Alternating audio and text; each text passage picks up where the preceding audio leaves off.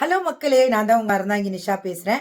நம்ம சேலத்துல வைகுந்தத்துல இருக்கக்கூடிய GR நர்சரி கார்டன். ஸோ அவங்களுடைய ஒரு மிக பிரம்மாண்டமான நர்சரிய வருகிற செப்டம்பர் மாதம் 17ஆம் தேதி துவங்குறாங்க. ஸோ அந்த திறப்பு விழாவுக்கு நானும் மரியாதைக்குரிய KPY பாலாவும் வரோம். ஸோ கண்டிப்பா நீங்க எல்லாரும் வாங்க.